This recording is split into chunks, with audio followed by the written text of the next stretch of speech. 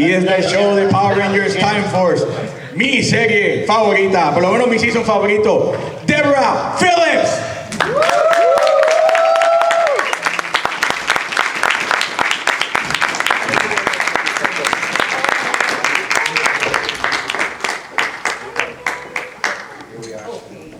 Oh, I'm like, wait, that's Yeah.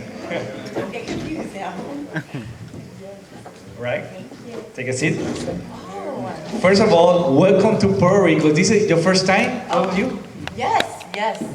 First time to Puerto Rico. Yeah. Oh, so special, so wonderful. Man, is it hot and humid out there or what? And I love it. Do you like the weather, the food so far? Oh, the food, the weather, it's been great. It's its own world, guys. I'll tell you. And what are those little cricket things you got? Zika? Yeah, Zika or Yika? Coquille. It's called a coquille. Cocaine. Yeah. They say cocaine. More cocaine. Did it let you sleep? Not at all? Huh? The coquille let you sleep? Cookie? Oh, yeah. No problem in my room, Cookie. No. So isn't that little frog? Yeah. He's so cute. I love the way he sounds. I made him a boy. Cookie. He's cute. It was Oh. one of the unique things about Puerto Rico. Yeah. You guys I move love it. on down back there. Move on down. Yeah. Yeah, let's Yeah. get in tight. These are the jokes. Oh, I These are the love it. I jokes. see a These are lot the of jokes. Power Rangers in the house. Yeah. Oh. Yeah. I Actually, don't we can- see any we- villains. You're outnumbered. Watch out. Yeah. A few years ago when we started dressing as a Power Ranger, Oh. one dressed up as Goldar. Oh, really? Oh, wow. I see. The only one I know that has the full-on outfit is Daniel Simpson, who's in my videos. Have you guys seen any of the Goldar MVs? Yeah. I've seen it. Yeah. Did you see Goldar for president? Yeah. Come and get a T-shirt because I'm serious about those platforms, man. I just voted last week by mail. I wrote myself in. I did. I wrote it in. It's on film. I did it. Ridiculous. I love it. Yeah. All right. So let's start a few questions, and we are gonna have with the public. So the first time, this question is for both of you. The first time that you were called to work in a project called Power Rangers, what were your thoughts? First you, because at the moment it was not famous, right? Who wasn't famous? The franchise. No, but I made it famous. Yeah. Well, It was very different. My story is very different than Deborah's, so I'll be short and sweet. We were an ensemble company of actors that had done, you guys, I don't know how old, some of you might be old enough to remember an anime series in the mid-'80s called Robotech. oh yeah, classic. And that was kind of my start in all this. Robotech kind of was, brought back anime. There hadn't been much anime for many, many years. I think maybe a couple prior, but basically Speed Racer was the last one, and then Robotech really took everything by storm. So I played Private Sean Phillips in that, and a lot of my cronies. Tony Oliver played Rick Hunter, who was the lead, and Tony switched sides down the line with Saban. He wound up on the producing end of things, which, we were fine with. He put on a producer's hat. And so when we started this thing, Tony pretty much called up the people he wanted. I mean, everybody in the original, except for the Power Rangers themselves. There were huge auditions, as Deborah will tell you, even down 10 years down the line. The auditions were like right out of, the talent shows. They're standing in line, like this, right? American Idol style. Yeah, American Idol style and the voice and all that. But anyway, so Michael Sorich and Dave Mello and whoever else, what else? Axelrod was actually played Finster, as I'm sure you all will know, originally. But Tony just kind of pointed and said, I want you all to do this one, you do that one, and you do the other one. And he said to me, Kerrigan, you do this Gold guy. He doesn't have much of a part. So just, throw some gravelly, nasty voice on him. And I said, okay. And he didn't have much of a part for 16 episodes. I was like, and then all of a sudden Tony calls me up and says, 16 episodes in, he said, hey, we really screwed up. Goldar is huge. I said, I don't know what to do with this voice. He said, well, you better figure it out. And that's why people say to me, you know, well, the voice seemed kind of different, like in the first, you know, the first generation, or the first season. And it really wasn't the first season. It was the first 16 episodes that I was just kind of... It was a higher pitch. Well, it was higher pitch because it was squeezed, it was pinched, which is a voice I couldn't sustain at all. So I went down into my basement and spent about 2 hours finding, you know, basically I put a lot of air into the voice and it kind of rolls over the vocal cords, and I found it. And it was a much bigger voice when I figured it out, and that was it. I mean, when I recorded, I wanted what we call our monitors. If you're singing rock and roll, you have monitors on stage. Well, in our cases, we have headsets. So I wanted them really hot, really as loud as possible, so I could know exactly where my placement was. Like right now when I do the voice, I've done it for so many years that I kind of know where to place it. But if I was actually going to go in and start recording for 5, 6, like even when I record the Goldar Amis, you know, I turn my own headsets up so my placement's good. You know, recording that Goldar for President was no picnic. I mean, that was a lot of dialogue, and I was like, oh, am I really going to do this? Yes, yes, yeah. So that's pretty much it. That was my gig. I could record him for about 45 minutes comfortably, and that kind of was my rule. If I had more work to do, we'd come back and do the rest of it in the next day. But I could leave after 45 minutes and still go do promos or trailers or another animation voice or whatever. Not touching it. And I decided to put like these contacts on just because it did say future. So I'm thinking, what would people from the future look like? I don't know. Well, let me just do something that stands out. You know, it's nothing crazy, but you know, it's different. So I did. I put these gray contacts on just to make it look exotic and different. And no, it didn't mention anything about this girl being like superhuman and like not human or whatever. So, but I just felt like, let me give them a vision of what I think this character would look like. Hair was big and curly, and I go to the audition and it was, you know, not intimidating at all because there was not a lot of people there. It was just, I went to the studio where you see like the rubber monster villain people, like the props were like hanging everywhere, and it was kind of like, wow, this is like the Power Rangers studio. This is pretty serious. And every once in a while you'd see like a stuntman walking by wearing a costume. And I'm like, oh, okay, this is real. Okay, mad respect. So we go into another room where the casting area was. And the sweetest woman, Iris, she's lovely, just a glow. I'll never forget it. She opens the door and she has me come in, and it's just me and her and the camera. And it was just, I felt so comfortable. And that's a key, just the comfort, just being comfortable. And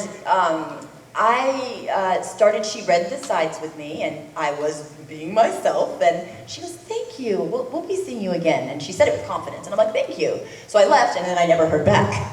So I was like, okay, thanks for stroking my ego for nothing, yay. So a month later, I get a call from my agent, you have an audition for Power Rangers. I'm like, again, okay.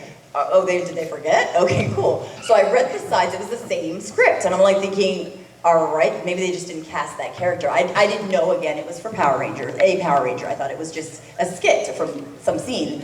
And I did it just the same way, I dressed the same way. I didn't see a lot of competition. It was very organized, and it was her again. And this time, there were Koichi, the director, was in the room, Scott Page was in the room, a couple of other people were sitting, and I'm thinking, okay, this is probably like a producer session. It is a callback a month later. That's weird. Never happens. Usually it's like a day or two later. So I do the same thing, no expression. Koichi, Scott Page are like this. And I'm like, okay, so, thank you, she's so sweet. She's patronizing me. Okay, thanks. I walk out, I'm like, what's that? Okay, cool. Don't hear back. A month later, you have an audition for Power Rangers. What is going on with this show? Okay, let's see. It's the same script. Okay, what's going on here? Are they like losing the material? Like, where's the video? What's going on? Okay, so I go back, do the same thing. It's the same panel. They're dry. They're just staring at me. And I'm like thinking, okay, I did my thing. And Scott Page said the same thing every time. He goes, how tall are you? I'm all 5'8", but with the shoes 6 foot. He goes, thank you. And he did the same thing this other time, and I'm like, I could predict it. I'm like, he's gonna say that, and he did. So I leave. A month later. What in the world? I was on my way to Vegas. Not what you think. It was just, you know, I had done the Chiquita banana commercial. And I was just, you know, gonna have some time with my family, you know, whatever. We're doing our thing, and I go, and I'm just gonna, you know, have fun, and I get a call from my agent, and they say to me, "Congratulations." I go, "What?" She says, "You are, you have a, what did she say? You're testing the network for Power Rangers, and you're up for the yellow Power Ranger." And I was literally like, what? Like, wait, like, what? Like, this is for a Power Ranger? Wait, what? So this isn't just like, you know, a character, like a guest spot. This is like for a Power Ranger? These are shoes to fill. Like, this show is serious. There's a fan base that they take notes. They know stuff. Like, this is real. Like, I got intimidated. So I thought, okay, well, I did the audition 4 times. Maybe if I do it the same way, I have a chance. I don't know what the competition's like, so let's just figure this out. Okay, cool. So moving forward, I thought I got this. So I go home, and I'm thinking, they send me the script. It's a completely different script, and now I'm not prepared, and I have to prepare in like 10 minutes. It's now dramatic. It's not funny anymore. Somebody's dying in the script, and they wanted to see range. And I was like, oh my gosh. So I had to study that really quick. Went down to Valencia again, and I see a million people auditioning for this show, and I'm thinking to myself, people are dressed like the future, and I'm like thinking, oh no, here comes intimidation, here comes judgment, here comes insecurities. But all I could do is just be myself and do me, and I saw Aaron Cahill, I saw Jason Vaughn, I saw Dan, no, Dan wasn't there. I saw Kevin Kleinberg, I saw, you know, we all kind of spotted each other, and we all kind of formed a little group, but it was really interesting, ironically. But we did the audition, they had everybody stay, and then they said, we're gonna call your name, and if we call your name, you can stay. And if we don't, thank you so much. We have other shows, and we might call you for that. And Iris is just a sweetheart, you know, so she's real sweet as she's rejecting you. So she starts calling names, and I'm literally, it's like American Idol, no joke. This is for real. My name got called, and I'm trying to hold it together because people are leaving, and I feel bad. They worked hard too. So they're leaving, and I'm just like, inside. So they're like, okay, what we're gonna do is we're gonna have you guys go back in, and this time you're gonna switch characters. So we have to do a cold reading, which means you don't have time to practice. You're just gonna read it on the fly. So I was like, oh my gosh, everyone went into a corner and they're like studying, and then they called us, we did it. I felt all right about it. We're gonna call your name, and if we call your name, you can stay, and if not, bye. This is the end of the road. Start calling names, I made it. People are leaving, people are, I'm kidding, it wasn't dramatic like that. But anyways, people left, and then I'm sticking around. Bottom line, it got to 10 people. So they literally were down to 2 yellows, down to 2 reds. And I'm thinking, what's going on here? This is too much for me. So they start calling people in as groups, like yellow, red, this and that, just to see how it would fit as a group. They start asking us, tell us a little bit about yourself. That was the hardest part. And what's your martial arts experience? That was the hardest part, because I'm like, no. I watched wrestling, and I like Tai Bo. I'm not a fighter. I thought I blew it. I really did. It was over for me. And somehow they picked me like a week later, and I got the show. But it was an experience. I mean, we literally were competing against thousands of people all around the world for that one spot, which is why it took so long. So that was the experience. So yes, it's an epic experience, you guys, and it's still going strong, and you guys are so supportive, dressing like rangers right there. Yay! I don't feel alone up here with the monster. He is mean, by the way. He's brutal. He's been... I told her I was doing that on the panel. I've been scaring her all weekend. We have a bet. I'm going to win. I'm about to like get So, sarcastic. Be careful. That's it. Is that 4 Okay, favorite? 4, right? 4? We're 4 down. I got 4 to go. The line's But 8. you better watch out, because I see Alex and Wes. Good luck. Good So, luck. And be careful, because she's very strong. And I am very strong, but yellow... Fine. 3 to go. I'll take my I time. have a problem with like loud noises and fast. But- He's very fast. He's quick on the feet. It's like really frightening. Yeah, it is. It's nasty. It's just nasty. Okay. You got to see what I put my wife through. Oh, Jesus. I heard the stories. Torture. So do you think that that this character would change your life and you will end up traveling all the world with this character. It will change your life.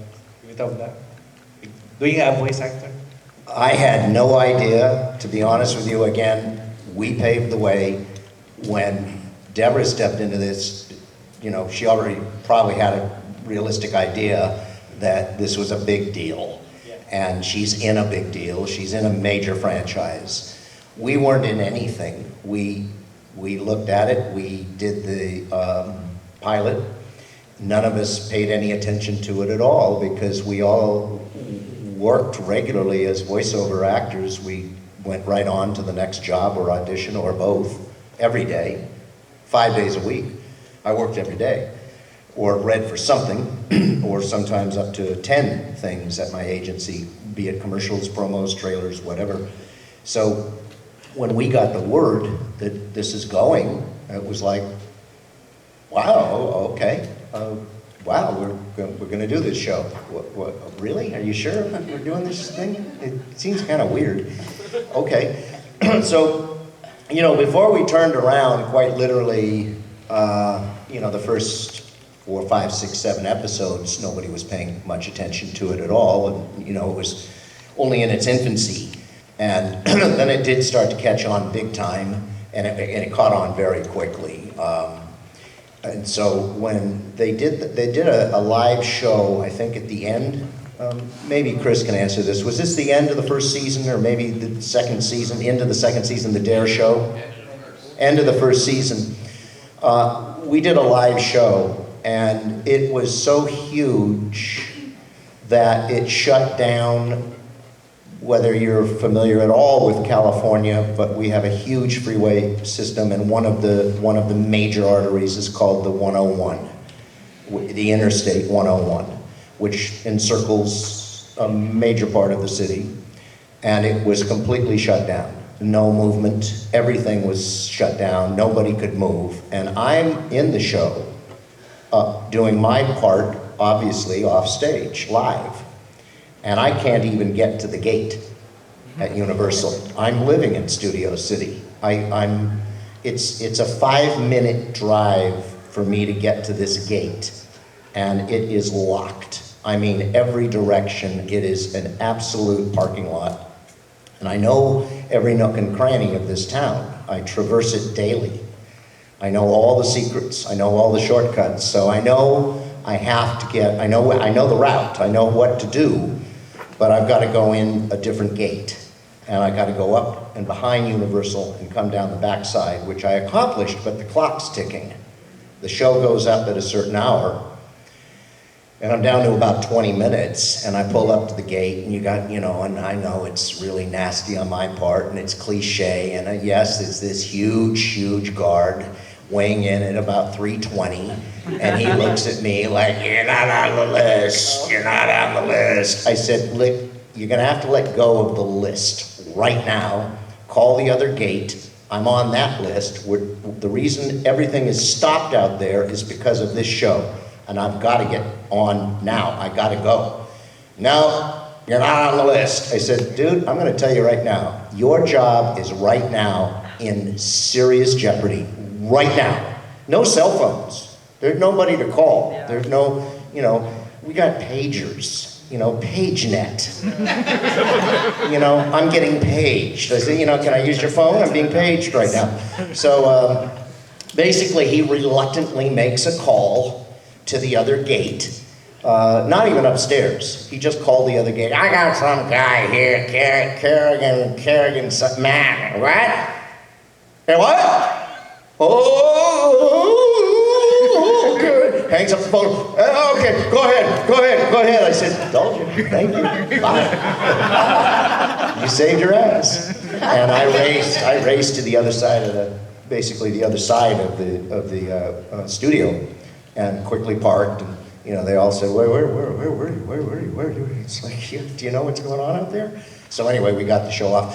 In answer to your question, that is when I knew we were into something really big. Now, as far as knowing we're going to be sitting on a panel, talking to you all about it, and signing pictures, and going to Comic-Cons 23 years later, are you kidding me? I mean, I would have told somebody, man, whatever drugs you're on, I want some. Right? So, no, we had no idea. And I got to tell you guys something. I'll end that here. This is truly every bit as surreal for us as it is for you guys. You know, you come up and, you know, oh my God, you gave me nightmares. Oh, you changed my life. Oh, I grew up with you. And it's like, wow, wow. Because when we're recording this, we don't realize that this is going out there to the degree that it was. And now, here you all are. You were 6, 5, 4, 7, 8, 9 years old. And now you're all, you know, in your 20s and 30s. And, you know, some of you I'd like to date. And it's like, no, that's wrong. No, that's just wrong. That's wrong. You know, good God. One of the Rangers that I just became friends with, Allison Sullivan, you know, I realized she's got a mustard business, and she emailed me the other day and said, oh my God, my mustard is in, you know, this store. I said, I know that store. That's down in Beechwood Canyon. That was whatever, Hollywood Liquors and this and that. She goes, oh my God, I grew up, when were you there? I said, well, I lived in Beechwood in the mid-'80s. And she just had her 39th birthday at another Comic-Con we were at, and I realized, oh shit, you were 8. Moving on. That is so funny. Yeah. Oh my goodness. What was the question? Do you feel I that? didn't think this was going to be. Oh, of course not. Just like what you said about the whole, like, yeah, you better not. He's so mean. He's horrifying. Wow. No, you guys, like, oh, it's, you know what this is like? It's like, it's a hidden treasure. It's like not knowing that this would ever be happening for me 15 years later. Doing the show, you know Power Rangers is big because of this guy's season. They paved the way and it was huge. But we're just filming and, you know, moving on, and We were 4 seasons. you So know, that you- I know. And they kicked us off after like 1. I mean, really, whatever happened to that Time Force movie, huh? I mean, wasn't there supposed Give it time, give it time. Well, I will not be CGI. Easy, easy. We don't know yet. We don't know. But anyways, what I am saying is that, no, we just do our thing and we move on, and I knew there were toys and I knew there were merchandise, but it's like, you know, people tend to forget things, and okay, you move on and life goes on, and it's kind of like a has-been. I know some people don't like that term, but... I have no problem with it. Me neither, actually. It's all good. But see, then it's like there's opportunities to go back and reflect on literally one of the greatest times in my life. And it's so surreal. And I've told some of you this today and yesterday, but like, for me, this is the payoff right here. You know, getting the opportunity to sit down and tell you our experiences. Because it was an amazing experience. And my family is sick and tired of hearing me be so with my antics and talking about this amazing time. But to have people that appreciate it is the world to me. And to like, it's crazy. I don't even know. It's insane. So thank you guys for letting me be a superhero to this day. Like, I will always be your Katie.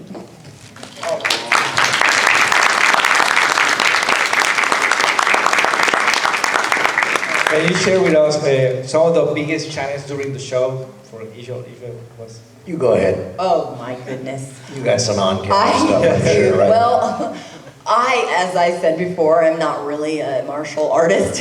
I'm just an actor. However, you know, they stretched us. I mean, when we got casted, the first thing that we had to learn it was how to fight.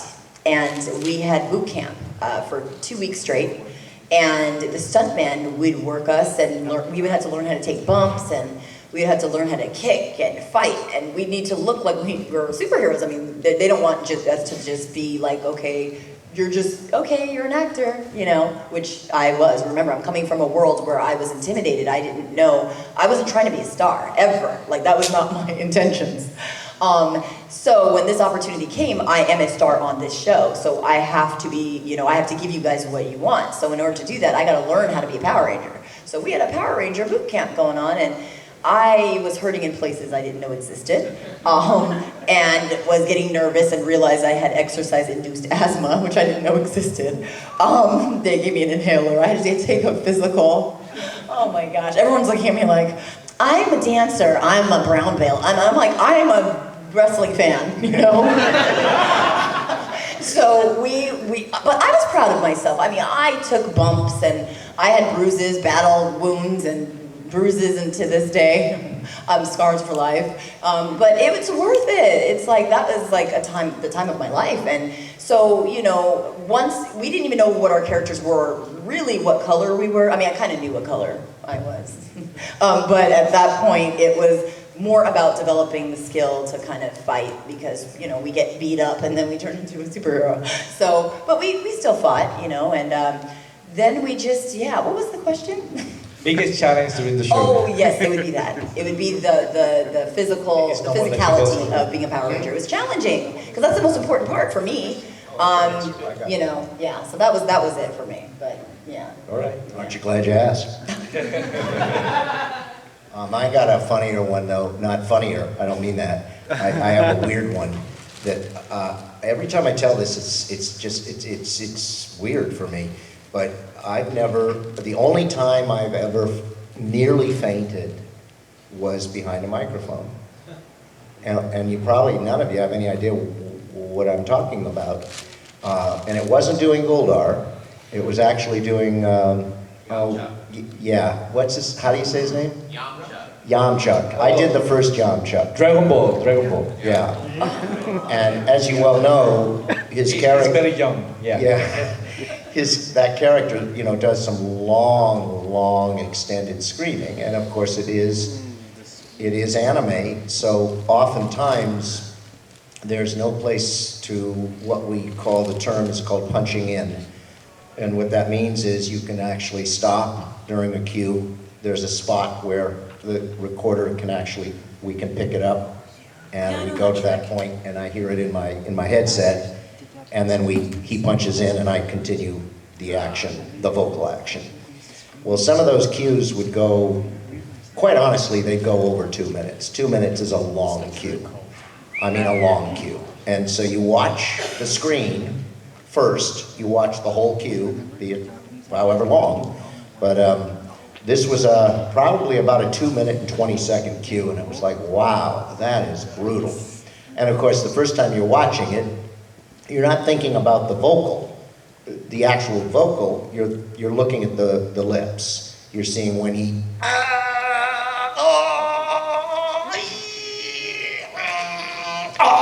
you know, that kind of crap.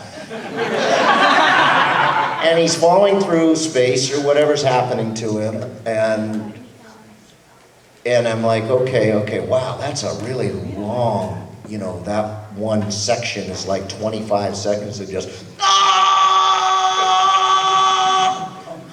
Well, it was the last portion of it, that long one, and then one final, yeah! Well, I remember, again, you memorize this when you look at it once. You literally, you even sometimes take little notes, quick little notes that are right up on your podium, so you'll see a number, maybe a couple, 2 or 3 code. You know, the code is running.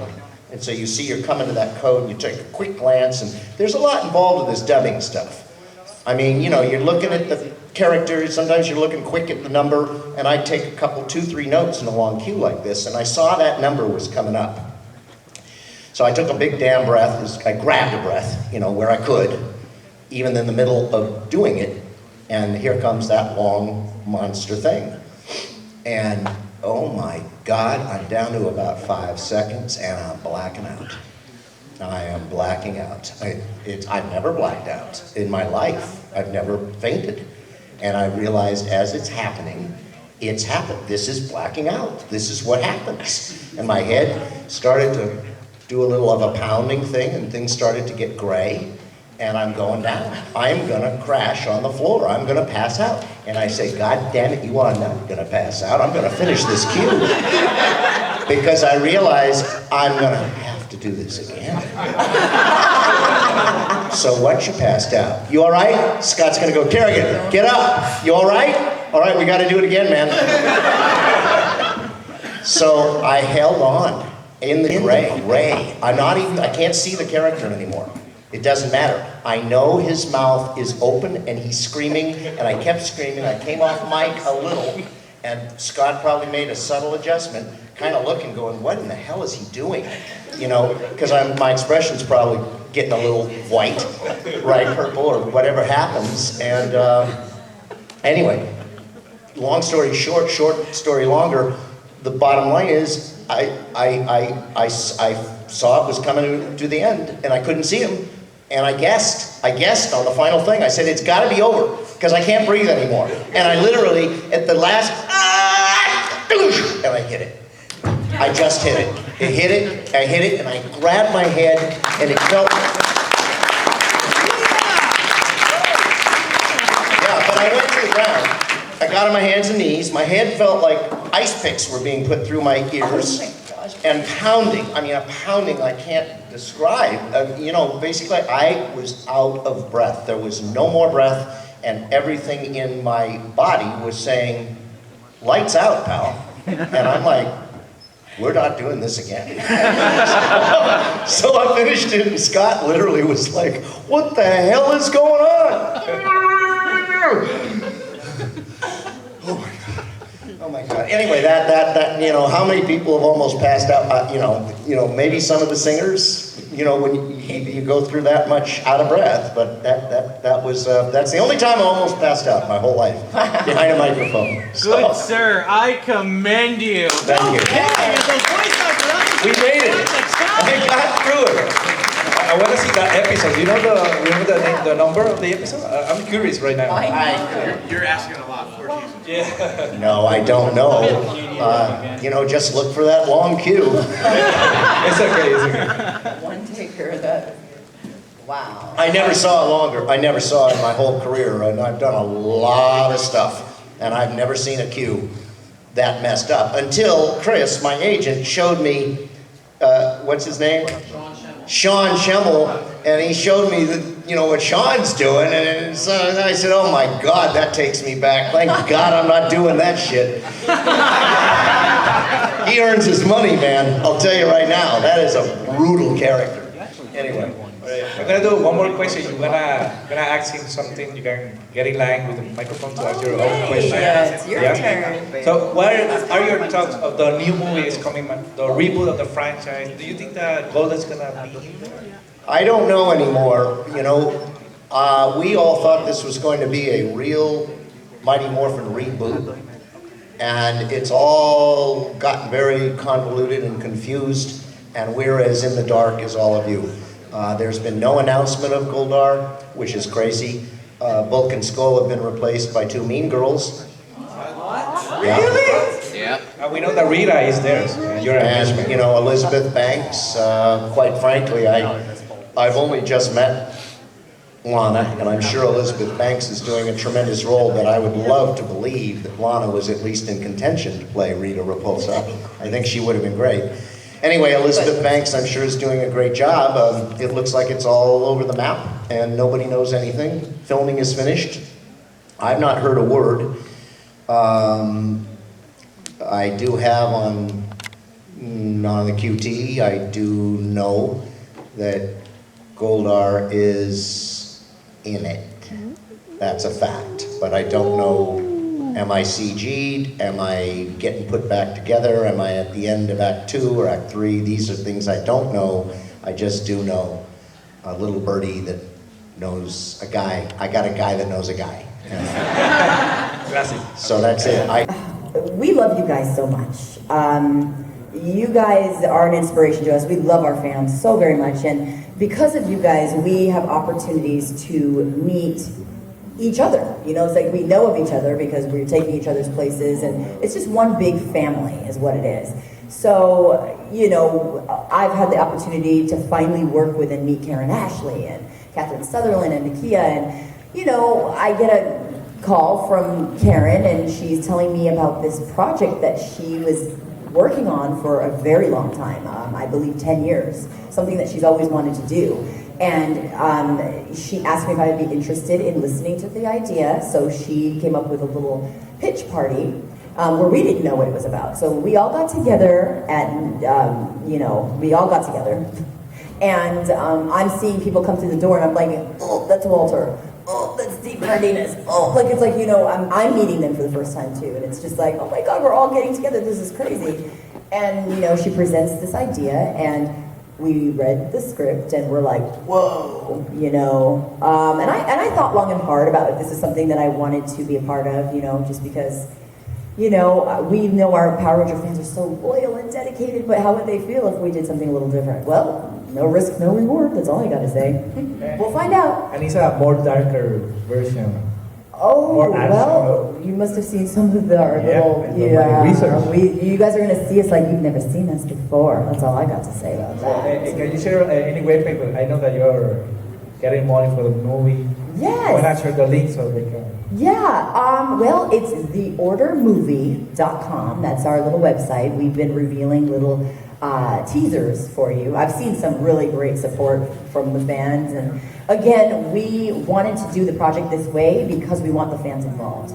We want your involvement because we love you. And this is why we're doing it. We know there's a reboot coming up, and it's ironic that, you know, this is kind of, you know, we're getting together, they're doing their thing. And we just want this nostalgic time to, you know, do something for our fans. So, yeah, you just check out the website. You guys are, throughout the time period, you guys are going to get sneak peeks throughout, you know, I think we got like a 60-month process of showing, revealing little things here and there. We're not going to give you too much because we want to, you know, really get you locked in, you know, and, you know, you'll see some fun characters, some, you know, little things here and there, and, you know, teasers, and we're going to continue to do that. And, you know, we're going to give you guys a nice little ride.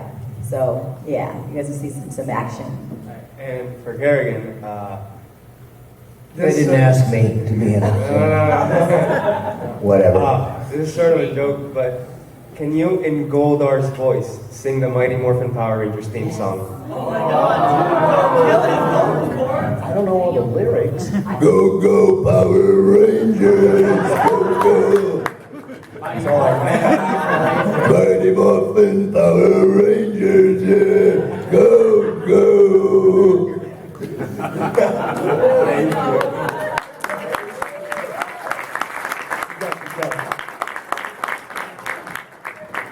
My question's for Kerrigan. As amazing a character as Goldar is, I think the Magna Defender is one of the most amazing anti-heroes that the franchise has ever seen. And I was wondering if there was any sort of story as to how the voice came around, or if it was just something kind of you had in the back of your mind. You know, great stuff. He is, of all the characters I've done, and there's over 500, 600, 700, probably, honestly, throughout the career. It's my favorite character I've ever done. He, as you so aptly pointed out, is probably the best anti-hero ever written that I'm aware of. That arc in that Lost Galaxy was really a heck of a story. I walked into it ice cold. Scott called me literally and said, "You want to come and do this character on Thursday?" It was a Tuesday. And I said, sure. And I drove up to Valencia and went up to the studio, and he said, this is a Magna Defender, he's an anti-hero, he's dark, he's conflicted, and kind of usually we don't go through all of what the storyline is, but in this case he did. And I said, okay, let me see some footage. And he showed me some footage in the character. And we do what's called single tracking. And what that means is, in original animation, everybody's there at the same time. And we record it all at the same time, for the most part. Sometimes somebody has a job and somebody will read for them. But we come in alone. We are alone behind the microphone. Whether the character you're acting with has recorded themselves or not makes little difference. I have a script in front of me. Everybody's lines are there. So if I have a scene with Barbara, she's either recorded herself or she hasn't. Her line is there, I react accordingly. So many of the lines you hear in Power Rangers, there was no other actor, not only not in the room, but that actor had not even been recorded. We are reacting to either a recorded that they play for me, she recorded an hour and a half prior, I hear her, and then the red light comes on, the 3 beeps, and I record mine. Because we have been doing this for so long, we couldn't care less whether they've been recorded or not. It makes no difference to the performance whatsoever, none. So, respectful of Magna, the voice, where the voice came from, it just jumped right out at me. It was kind of a tortured Clint Eastwood-esque, and there was another actor that I kind of used as a guide. I can't come up with him right now, but it was very Clint Eastwood, and it was a pretty demanding voiceover role because there were many levels to that performance, and I never saw the performance. I only watched it for the first time about a year and a half ago, ever. I never actually saw the whole 7 episodes until a year and a half ago. And I was sent the box set. I went and did an interview down in LA, and that which was part of it, and they sent me the whole box set. And I said to my wife, I did this role. I'm gonna look at it. I wanna see if it's any good. See if I was any good, or as good as I thought I was. And I was pretty prepared for it to be probably pretty okay. And I watched it and I'm like, God damn, you were good. No, I really loved it. I mean, it was so much fun to sit there and watch this whole story unfold. And I'm embarrassed to say, and this is where Chris is going to just put his head in his hand, I literally cried at my own performance at the end. Do you believe that shit? No, thank you. I love the role. And if you guys haven't seen The Magna Defender in Lost Galaxy, it's my favorite performance of only maybe a handful in my whole career. Thank you very much. Thanks. Thank you. We love you, Deborah. Oh, I love you. Magna Defender will live forever! Goddamn right. You're goddamn right. This question's for the both of you. I was wondering if you ever thought that Power Rangers would affect your acting career and if people would take you seriously for it. I didn't care. I didn't care. I felt like, to me as an actor, but for me, really, I was afraid to even do it, really, to act. But for me, I feel like actors, their goal in life, and I'm not speaking for all actors, but no offense to any actors, but it's kind of to make it, right? It's kind of to be known for something. And this is 15 years later, so I'm done. I'm satisfied. I'm good. I don't need to keep going. If opportunities come, sure, I'll look into it. If it feels right with me, then I'll explore it. But I'm not in this world to be all about me. That's just me. I've never been one to be, I don't care. I wasn't concerned about if, you were a Power Ranger, we're not going to take you seriously for this role next. And who knows, maybe that is what's going on. But I don't focus on that type of stuff. If it's right, great. If they do that, then they're lost, right? It's all good. Amen. I don't realize what they're missing. I don't, ironically enough, I think probably this character affects whatever work I do now more than it did in the day. Ironically, anime was almost like what's that phrase? The bad stepchild. It was all about original animation. Those were the A-listers doing original animation. Anime wasn't paid any attention to at all, and dubbing and all of that was you know, nobody cared. So it really wasn't doing a whole heck of a lot for any of our careers in the beginning. And plus we had this, you know, dirty little problem that was called non-union, which is a whole nother, bag of mess. That, you know, we struggled with that in our industry. And all anime was at the time non-union, which I am actually responsible, not solely, but there were 4 of us that actually pushed the union to make anime union, and I am one of those forefathers that made anime, got a union contract with Screen Actors Guild, and it took over about 2 years to make that happen. And we got a minimum, and we made anime. We got an anime SAG contract. And so, you know, I'm pretty proud of that. Nice. Hi, Deborah. Hi. He also came from the future. I know. We were talking about that earlier. The Legend of the Clock Tower. I was like a Marty, right? Yeah. Love it. Can you do me a favor? Yes, I will. Depends. I said yes first, though. I think that everyone here wants to see you morph once again. That's gonna be my question. Oh my God, by myself? Yeah. But I don't have my Sooner you camera. do it, sooner you do it, the easier it will be. Are we doing this now? I see. Wait, Wes, is that you? Red Ranger? Can you come up here with me? And just, do you know how to do the work? Do it! I think I need a little help. I didn't know Jason. Do we need a villain? A villain? A video? Okay. Is this what we're An enemy so you can transform? No, I'm another generation. I don't exist. Oh my God, I'm really doing this. You guys are doing it right now? Yeah! Oh my gosh, I'm not dressed for this. You got your morpher on. You're dressed.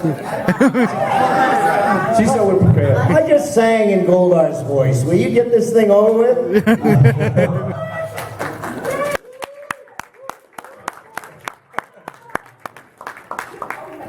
It's the font!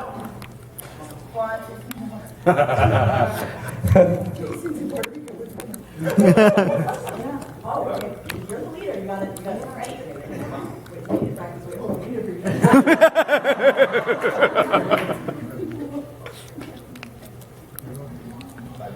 We might be okay. Let's just get through this. All right. Okay. Do you want me to start here or are you okay? You ready? Ready? Okay. Ready? Ready? Time for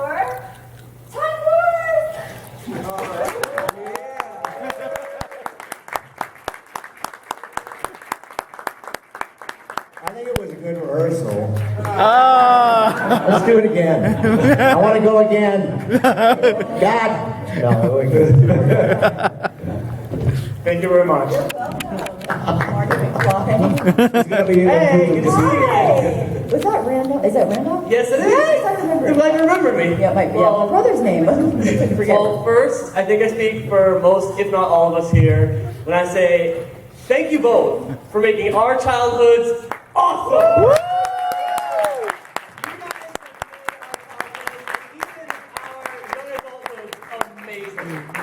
With that said, I want to ask both of you what your favorite episodes of your respective seasons were. In your case, with your name, sorry, I had to pronounce your name. Kerrigan. In your case, from Mighty Morphin and from in Space. Like, which episodes are Well, the episodes, obviously, Magna Lost Galaxy was all 7 episodes, and there wasn't a favorite. You know, well, maybe actually when I really broke down in the end, I think probably that was probably my favorite, Lost Galaxy. As far as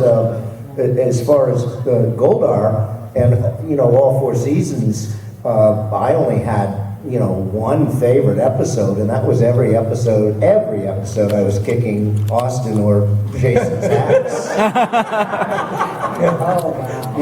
I mean, just loved it, especially Jason's, and I know he just hated it. I mean, we pass each other in recording, and I go, "Hey, how you doing, man?" He goes, I'm like, "What's that guy's problem? He really doesn't like that you constantly are beating him up." Oof, okay. I said, okay. You still beat him up, right? Yeah. I think he might have the edge. 101. Oh, well, for me, I don't know who I was talking to earlier today, but I loved the episode where it was called Full Exposure. I think they changed it, Photo Finish, Full Exposure, whichever one, where, I'm going to turn my morpher off, hold on. It was the one where Katie, there was a photographer that was trying to expose like the Ranger's identity, and I loved that one because it really focused on Katie's strength, and I got to like an elevator was like falling, and I got to hold it up, and there's smoke, and the hair was all Beyonce, and it was so cool. I felt so hot. It was amazing. And there was smoke. This is like a little behind the scenes. I've shared this once or twice. Did you almost pass out? I didn't almost pass out. But this poor guy, this one of our prop guys, there was a tube in my hand that went, like, you couldn't see it. Of course, I'm holding this rope, but I wasn't really holding it, and sorry, what do you call it, spoiler alert, but close your eyes, go like this, it's all good. I'm holding it, the rope, and this tube is going through my hand, and this prop guy is standing right here blowing smoke. He passed out. And it's like I'm just Beyonceing it, and it's just, I'm looking so just crazy and like cool and tough. And I'm just feeling so bad for this guy. He's like blue. But it was cool. That was my favorite episode. It was just so amazing. A total superhero moment for me. I loved it. It was a good question. Thank you. Thank you for your time. Oh! Two of them. You guys stay away from me. This was John's yours. Well, thank you very much. I can't follow that now.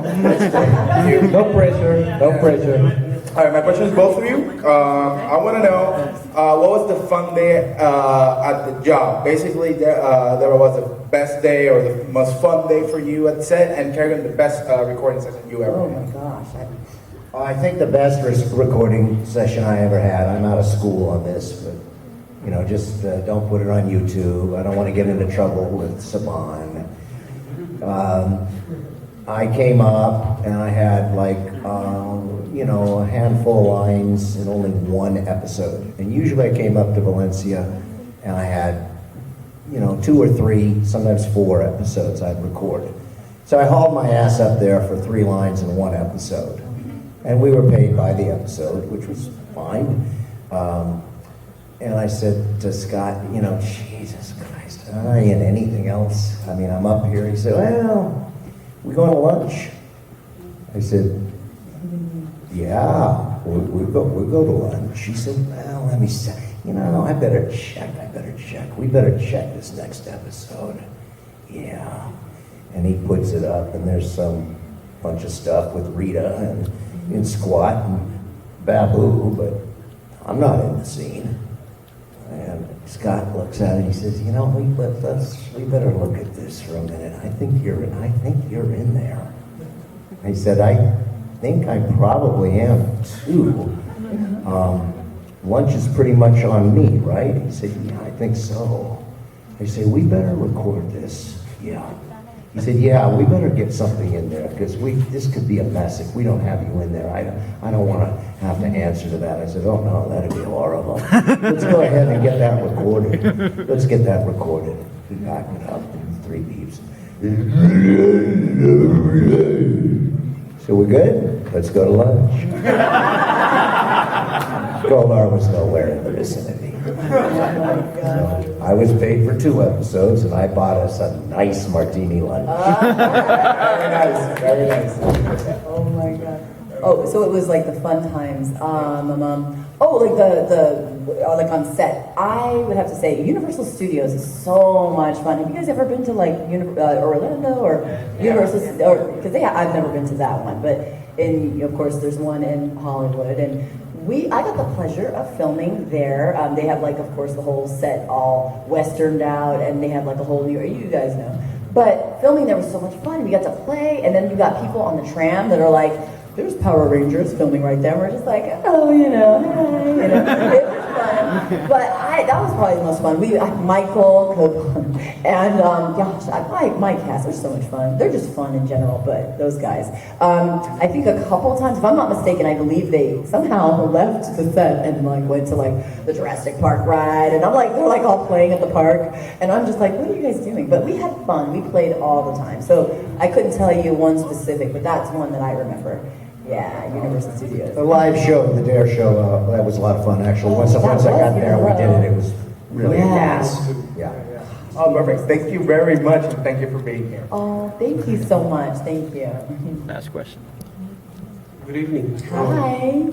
So, Deborah, you were really strong in the series. I was. But they didn't clarify if you were an alien or genetically modified. Oh, I remember you asked me this yesterday. I was like, my answer is, I don't know. What was I, actually? It's a good question. My understanding is that Katie was actually genetically engineered, if that's possible. Is that right? Yeah. So I guess I wasn't human. That's kind of sad. But then, wait a minute.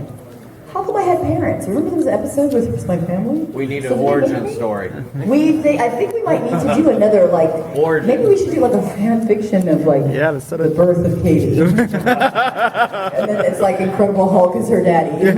Or something. I mean, I don't know, that's a good question. Wow, I mean, it was the future. I mean, Blood holes. Yeah, that's a really good question. I would like to know that myself. So, sir, can you tell us more about your fights with the Rangers and in practice and on the set? Oh, wow. Well, no, I wasn't in the suit. No, that poor bastard, you know, just to be a fair fight, he was not the character. He was just the voice. Actually, no, I wasn't just the voice. I actually was the character, and he was just in the costume. Yeah. Kind of think check in the box, okay? Yeah. No, there was, again, I came into the studio ice cold. I look at what happens, and, depending on how long the fight was, sometimes we'd do a fight vocally, meaning behind the mic in one take. And sometimes we'd break it up. If it's a long fight, the cues would actually be broken up. So that's how that worked. As far as whatever that guy was doing out there in 100 degrees, Yeah.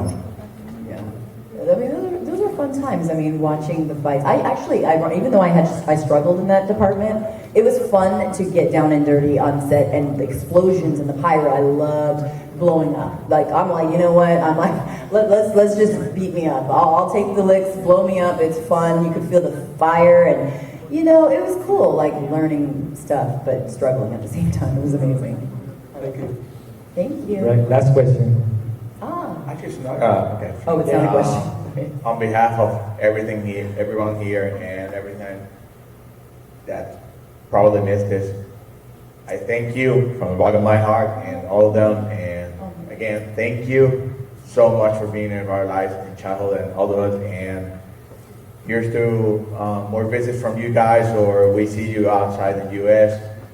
Thank you, thank you, thank you. Thank you so much.